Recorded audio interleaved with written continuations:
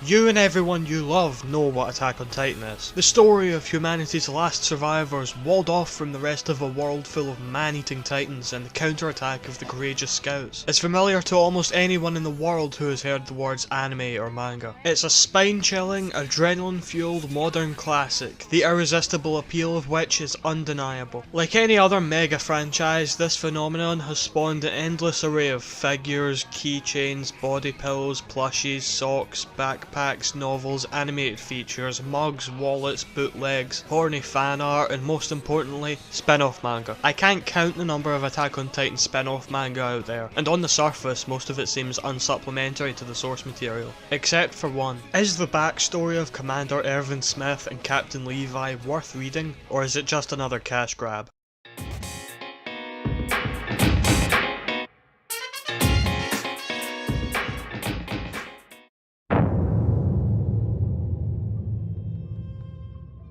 The year is 844 and Levi lives in Walsina's underground city, scraping his way through life when Erwin Smith extends an invitation to join the Survey Corps. Although it gives him and his friends a chance to see the life on the surface they have long dreamed of, Levi remains suspicious of Erwin and does not intend to cooperate with him. This is the beginning of both Levi and Erwin's illustrious careers in the Survey Corps. Probably the most important task a side story type of spin-off has is to meet the tone of the original. No Regrets does just that, demonstrating the rebellious spirit of Attack on Titan while also bringing a fresh take on a fan favourite character. All throughout it feels like you're reading Attack on Titan, and it even outdoes the core series at times in terms of writing quality. Attack on Titan is a well written series, don't get me wrong, but especially in recent chapters the grand scale of the story is a detriment to the kind of character building you need to get the reader engaged in the plot. By taking itself away from the grand plot of the original, it gets the breathing room it needs to get you invested in its own events. The flow of the No Regrets story itself is incredibly organic. Characters aren't functions and the plot moves seamlessly from its opening scene in the underground to its admittedly predictable yet moving conclusion. As a technical origin story, we get a few of the story beats you can see coming a mile away. It's not a bad thing to get what you expected out of a story, but I want to talk about Erwin's long distance scouting formation in particular. The one hitch in the story's organic flow is how it goes out of its own way to describe in detail the formation, which the core manga's female Titan arc already explained to you. It's a simple strategy, and if you haven't seen the female Titan arc, then you won't be reading any of the spin-offs just yet. It's a nitpick sure, but 6 pages of wasteful exposition is a lot of space when you've only got 8 chapters to play with. Another gripe of mine is the way in which a certain minor revelation from very late in the manga could be spoiled for you, depending on how hard you pay attention to details. It isn't a spoiler per se though, and I wouldn't avoid reading No Regrets over it, especially considering what it gives to fans of Attack on Titan. It avoids the core plot, but it does take the chance it has to flesh out the world of the series a bit more, highlighting locations you may have completely overlooked while reading or watching the core series. If there's anything that epitomises No Regrets, it's the way it ends. All of Attack on Titan's core themes of freedom and sacrifice come together to form a fitting end to this origin story.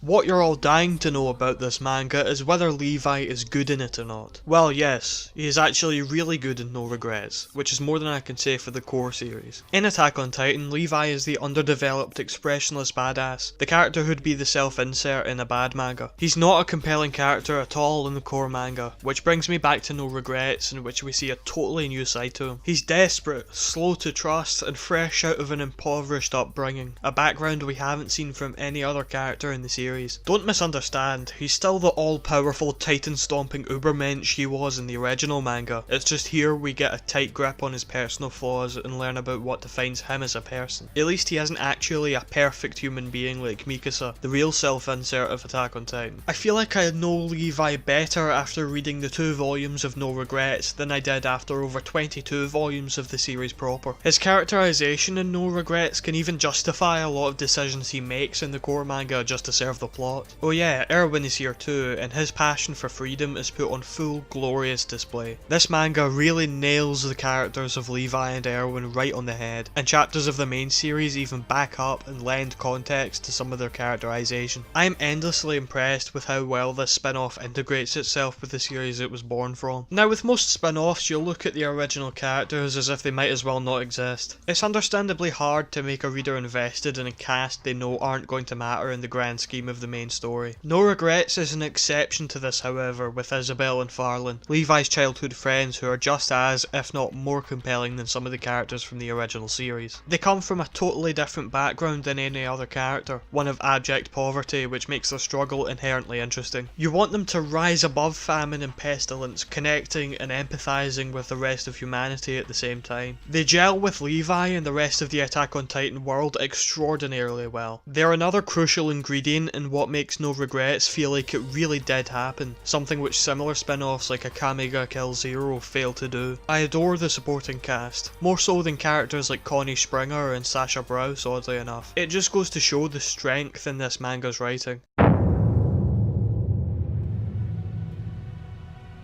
Hajime Isayama's art style has had a bad rap with a lot of online critics. I'm not sure how readers in Japan or Isayama's editor feel on the subject, but personally I love his style and don't think its ferocious energy can be topped. Thankfully the artist responsible for No Regrets, Hikaru Tsuruga, doesn't try to. Her own style is considerably more milquetoast than Isayama's, but I think it would be disastrous if she tried to replicate his. Besides, there's nothing wrong with Tsuruga's art style in the first place. Sure, it doesn't look like any Attack on Titan you've ever seen, but the writing and panel flow are so good you stop thinking about that fast. The same font as the core manga is used in an attempt to blend in, which does make the different nature of the artwork stand out, but that font is practically a staple of Attack on Titan, and to change that would do far more damage to the authentic feel of No Regrets than any artist could. Well, now I should actually talk about the art, shouldn't I? Hikaru Tsuruga is a great artist in my book. She is amazing at expressing the movement of characters between panels, a must for the flying soldiers of the Survey Corps and their ODM gear. This spin-off is relatively light on action, but when we do finally see Levi fighting Titans, the art does it the best possible service. If I had to complain, I'd say the original character designs don't fit remarkably well with existing ones from the core manga, and they aren't as solid designs as Levi and Erwin's either. What makes Levi's design so good, you ask? Well, from the front the eyes are a dead giveaway. No other character's eyes are drawn quite like his. From behind you can still tell who he is because he's famously shorter than most of the cast. And finally, you can even tell it's him when he's flying through the air in a blur because of the way he spins as he flies. He's one of the strongest character designs in the entire series for his massive range of identifiers, and in comparison, Hikaru Tsuruga's designs don't hold a candle. It's understandable since they're only going to be used for 8 chapters, but there we go. Some of the panel layout is a little wonky to boot, but in a way that's obvious for anyone who's got the whole manga reading shtick down. It's something a quick check up with the editor can fix, so I can't fault it much, especially considering how good the composition of single panels can get in No Regrets. It must be tough for an editor to pick an artist who can work with the world of another artist, but Hikaru Tsuruga absolutely nails Isayama's beloved world while allowing her unique talents to shine through.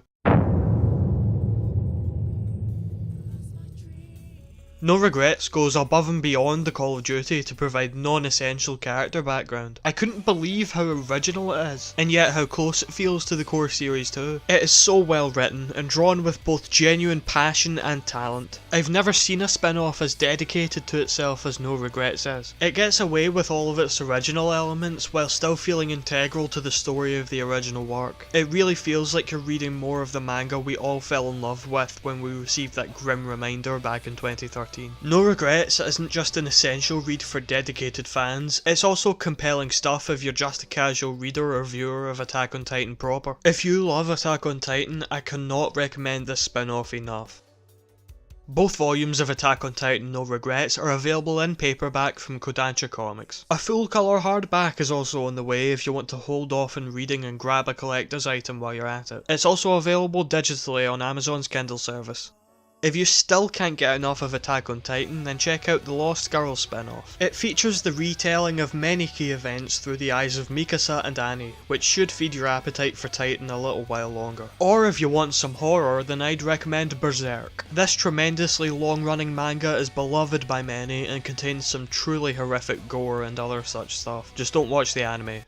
Shit's bad. If you liked what you saw and want to see more, remember to subscribe or follow me on Twitter for the latest updates. If you're a fan of my content, then you can donate to my Patreon if you like, or join me for a chat on my Discord server. Links are in the description, and until next time, cheerio.